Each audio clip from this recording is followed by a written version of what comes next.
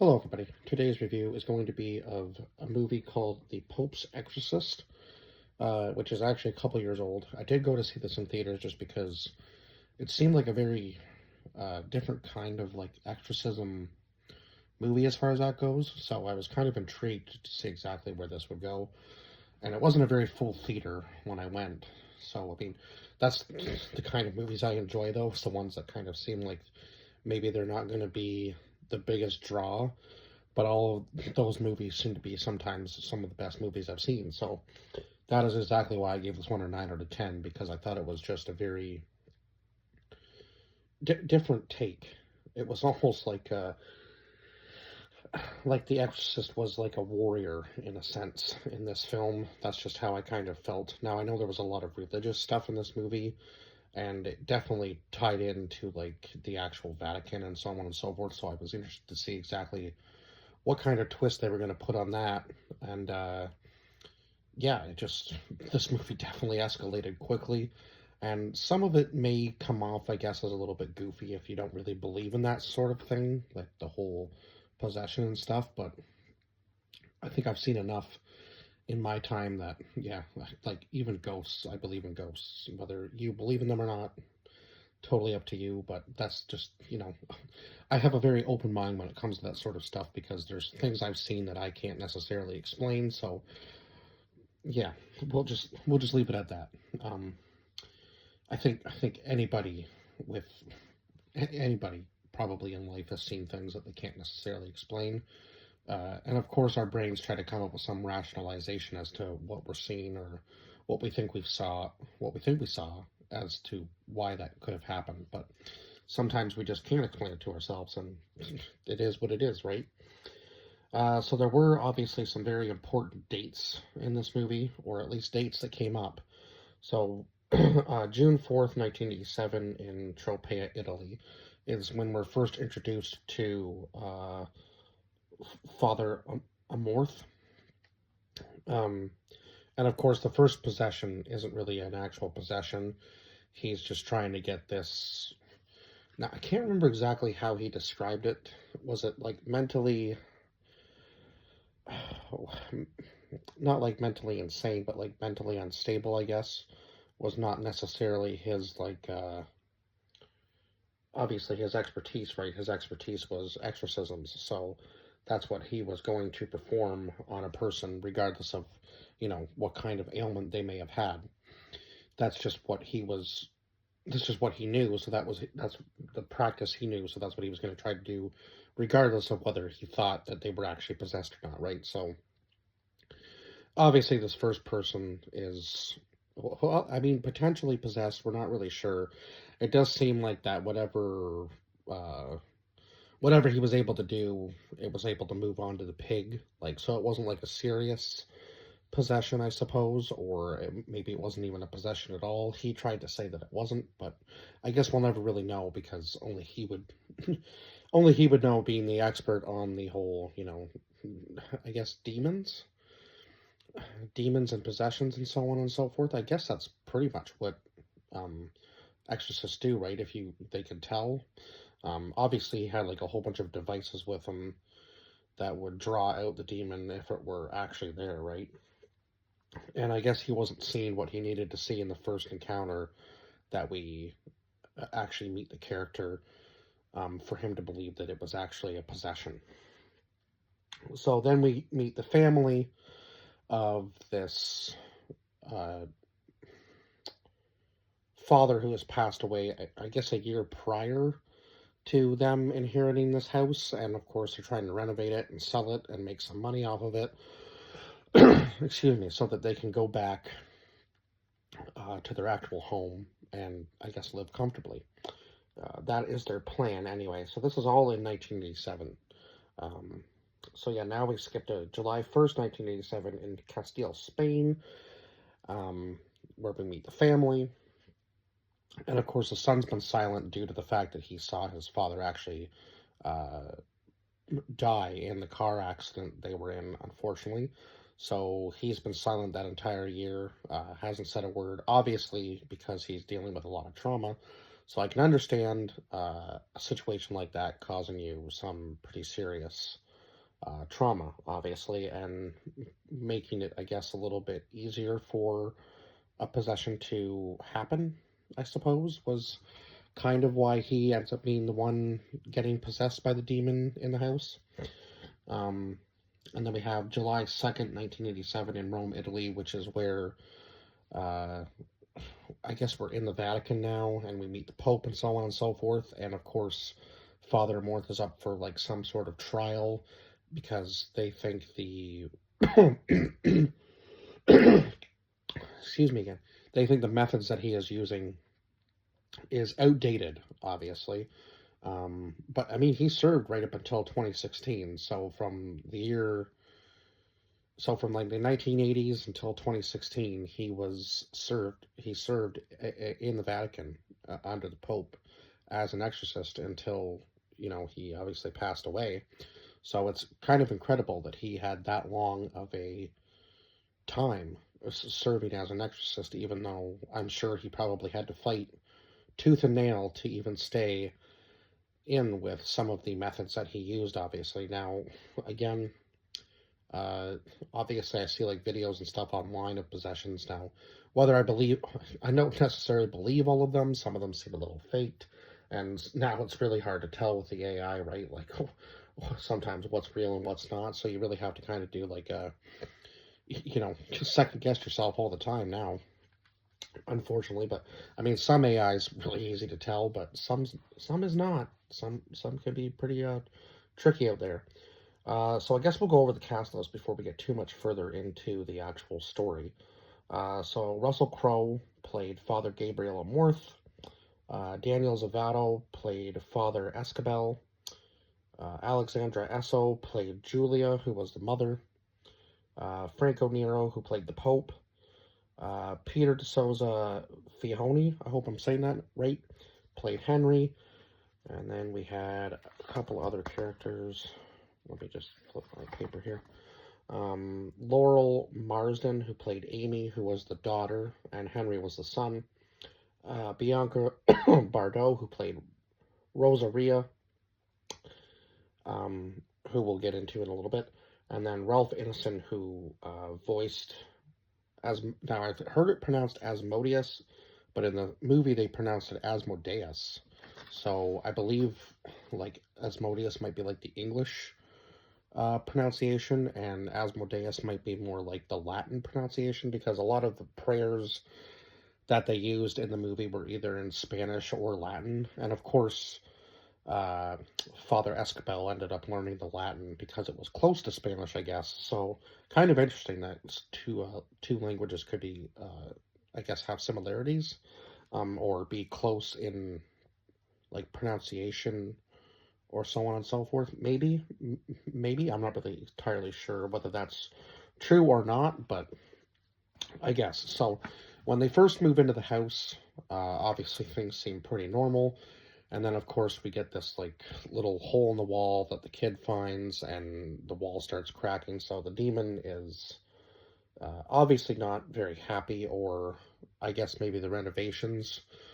I think it was the renovations were enough to, put a hole, like a crack in the wall, and allow the demon to get out from where it was, right? And then it possesses the boy. And of course, when she tries to take him to the hospital, they say, well, there's nothing really wrong. Does he have any, like, trauma from the last year? And she says, yes, his father's passed away. So they kind of, chalk it up to that he could have some sort of, uh, mental instability, I guess. I can't remember exactly the term they used for it, but she was the mother was obviously like, well, there's no way he has something like that. He's just a kid, right? But I mean, if you are introduced to the right type of trauma, I suppose anything is possible, right? Doesn't really matter how old you are, when something, really affects you.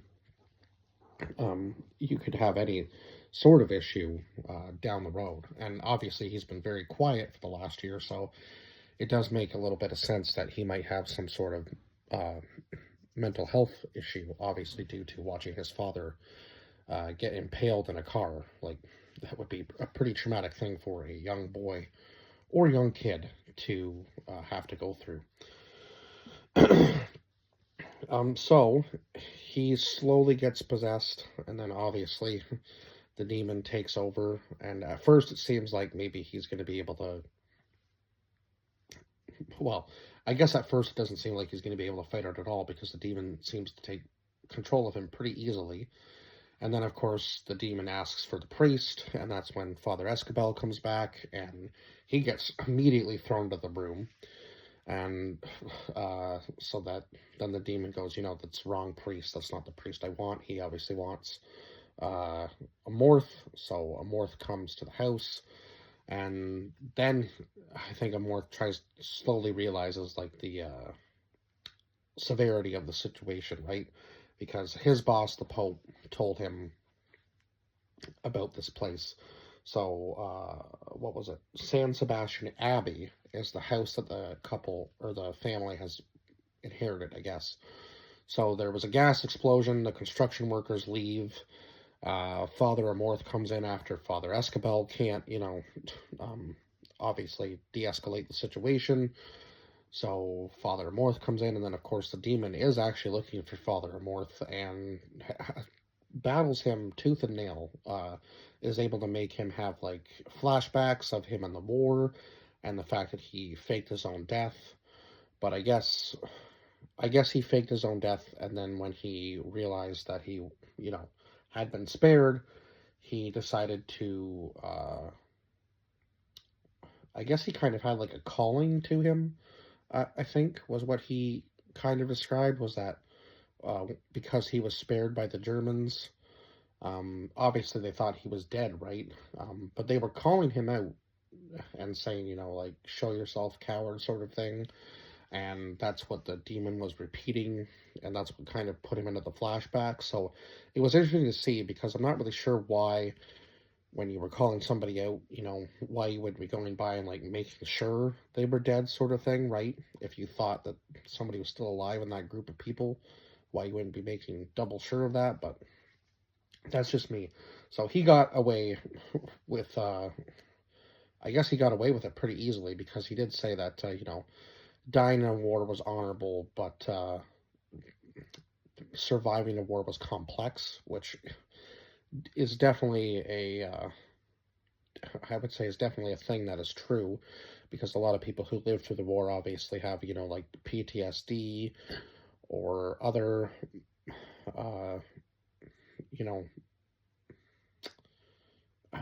I guess mental illnesses that come along with it, right? Because, serving in the military and having to, go through that kind of thing would be an incredible, I don't really know, stress on the body and brain and so on and so forth. Yeah, so I can only imagine the people who do that are a different breed of people for sure, and it's a commendable job. So, I mean, yeah, anybody who serves in the military deserves all of our respect for sure. And yeah, like, I don't really know what else I can say about that, but yeah, it just seemed like he went through quite a bit, and then I guess he had like this calling to God or whatever, and to serve under God, and like, it's weird that that was his calling, and he ended up becoming like a chief exorcist for the Pope. That's what I find odd, is that was the job that he ended up landing, but I guess he was just following the path of what he thought God wanted him to do. So I guess that makes sense.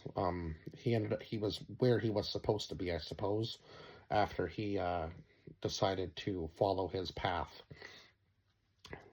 Which is interesting, because I feel like everybody has their own path, and you can either, kind of, I don't really know how to explain it. Like, you either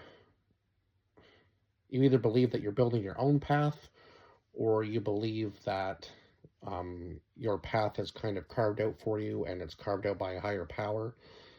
And I don't fault anybody for what they believe. Like, everybody has their own belief system, right?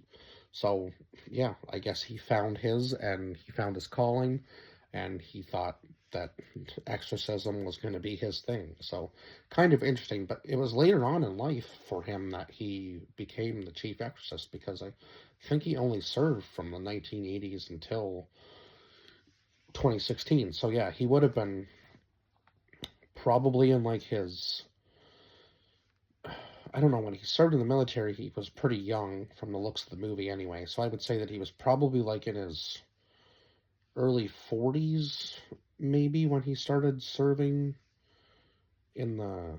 Because I can't remember exactly what age he died at. So, but of course, Russell Crowe is a lot older than maybe Father Morth was in real life. Like like the actor playing the part looks a little bit older than Father Morth maybe was in real life. I'm not really exactly sure. I'm gonna have to look up and do a little bit more research on the actual Father Morth, but it would be interesting to know. Uh, so then, of course, we get into, both priests trying to fight him or fight the demon and obviously save the child, right? That's the what they want, but uh, they can't really fight the demon without knowing the demon's name. So when Father Amorth first gets there, he's a very observant person, so he notices stuff that maybe other people wouldn't pick up on, and he picks up on, like, I guess the well kind of situation out in the middle of the what we call that. I guess like in the one giant opening of the house, like outdoor area.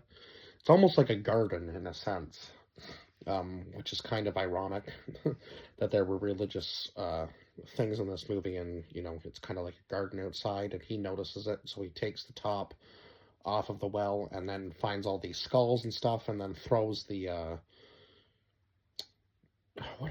what was it that he lit on fire? Like a rag or something he lights on fire and throws it down, and then the explosion happens, and he's like, okay, so this is where we're gonna start to travel.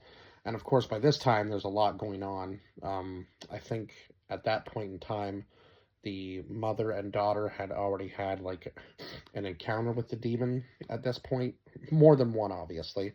But I think that was probably the strongest scene in the movie. I think when she's getting like pulled into the bed, and I think this was at the same time the daughter was being like thrown around in the closet or whatever when she's trying to hide from the demon. So yeah, it was definitely an intense scene for sure. And then he has to take them into like the other part of the house to keep them protected. And eventually they all try to bring Henry back, and the demon is so powerful at this point that it's able to possess both kids, and then Father Amorth has to kind of sacrifice himself and become possessed himself, of course.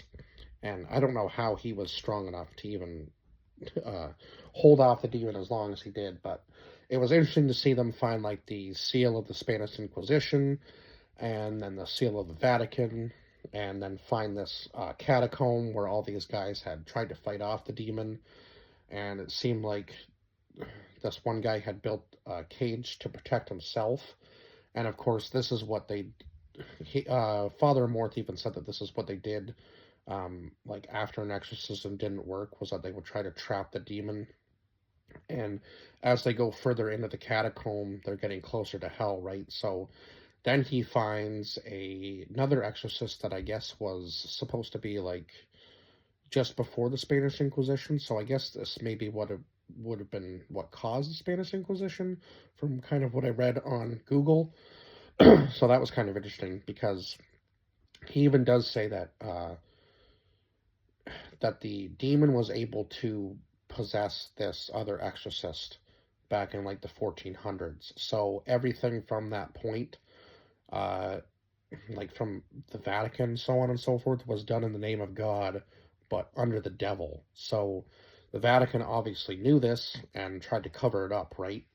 So it only would make sense that the demon would want to take over what was already partially in his possession. So, of course, they're reading this other exorcist journal, and they find that it is Osmodeus or Osmodius.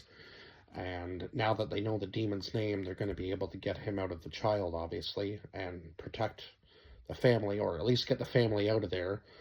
And so, yeah, the demon definitely played on a lot of different things, like the fact that Father Morth wasn't able to save Rosaria, And of course, I guess it was one of his weirder cases, I suppose, because he said that this is the part where he says that, he wasn't supposed to deal with the mentally unstable. So he got another doctor to come in and help her.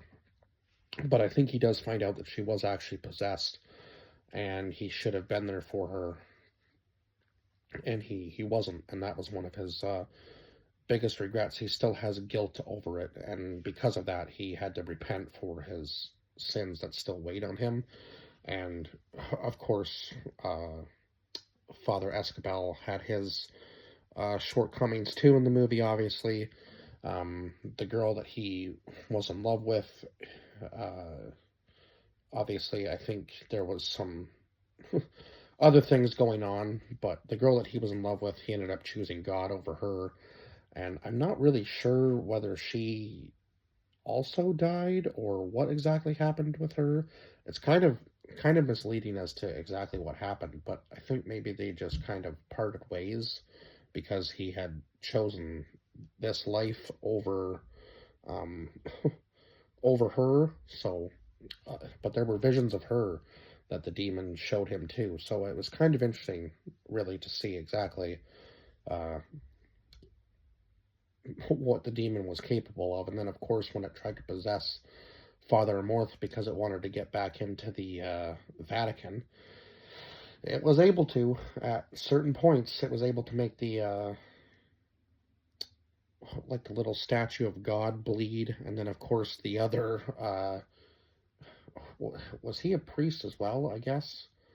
He was something in the Vatican anyway. One of the guys that had ended up putting him on trial ended up taking a little bit of a much needed holiday after seeing that. So, and then even the Pope got partially possessed. Um, or I'm not sure whether he was partially possessed or sick, or could just feel the connection with Amorth from the house. That part I wish they had explained a little bit better, but other than that, the movie I thought was phenomenal.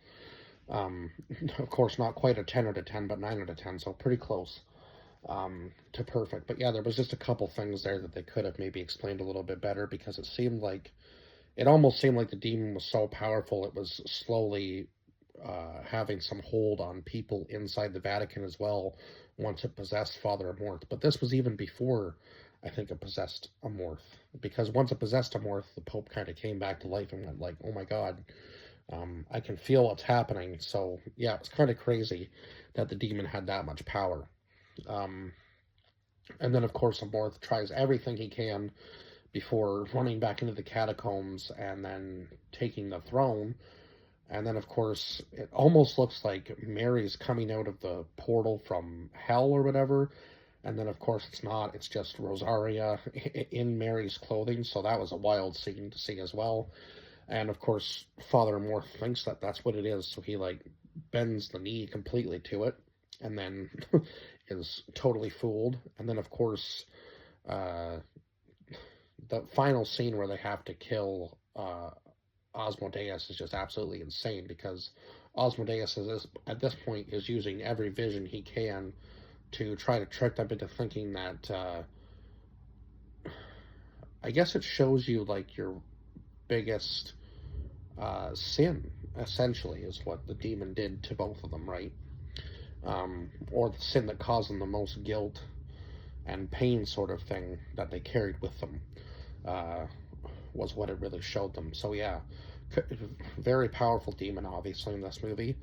And he was I can't remember, like, he's some sort of, like, it's not Satan. Um, Osmodeus, he's something to do with hell, but I can't remember exactly what. There's so many demons of hell that it's hard to remember exactly which one controls what, but I can't remember exactly what Father Amorth said, but he was certainly not one to be, taken lightly, that's for sure, obviously, with him being able to show them their, biggest sin, or the one that they carried the most guilt with again, right? But the ending scene was absolutely insane. I don't want to give too much away because it was quite the battle. And then, of course, they make the joke they kind of the humor in this movie was subtle, like him saying like, "Have you read the books? The books are good," and then the whole like cuckoo thing that he does all the time. So he was kind of a quirky character for sure, but it just worked for this movie. Just the way that he carried himself. He didn't take himself too seriously, other than his actual job. Like he just seemed like a kind of jokey person, and just one that had obviously seen some stuff, so the sense of humor worked very well. Like you would obviously have to have some sort of a good sense of humor to be doing a job like that, right? Because you're going to be seeing some pretty crazy stuff all the time. So you got to kind of have some sort of balance up there to keep yourself sane, I would think.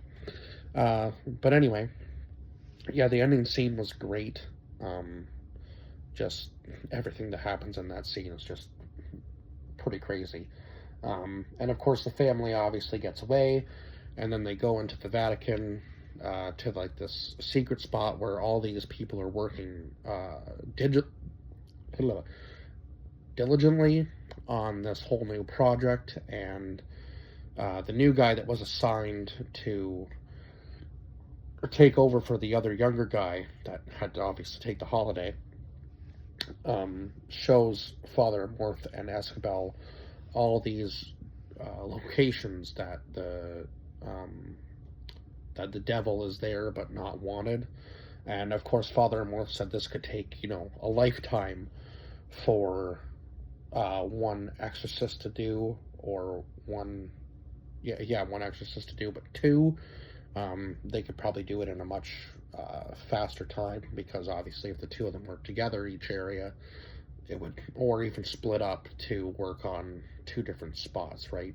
But I would feel like they would be stronger together as a team, so I believe that's what they did, was that they worked as a team. And maybe there were certain times when they split up and Father Escabel went to one location and Father Amorth went to another.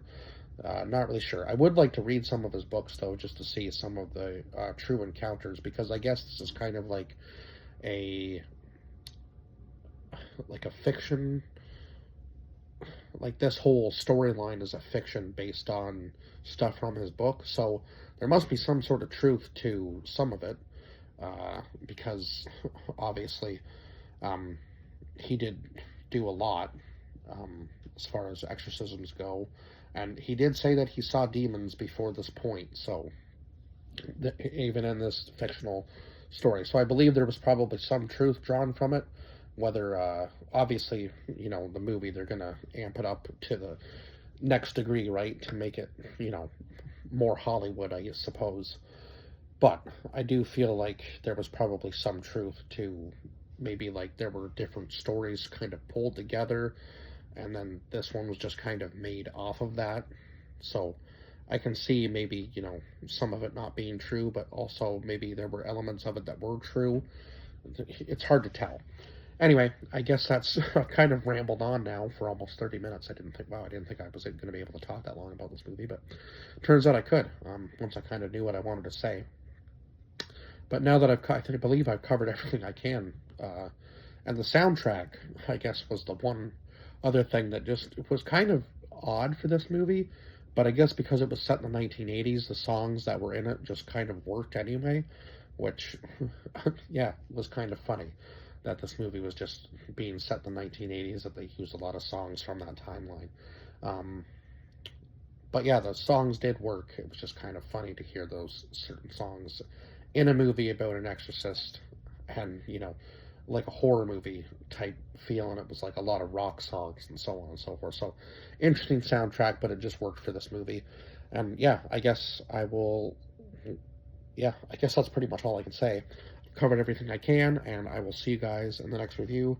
I believe I did say my rating for this movie was a 9 out of 10 at the beginning, but sometimes I just like to say it again at the end so that I know. Um, so that I know so that I've said it twice in case I missed it at the beginning. Anyway, bye bye for now.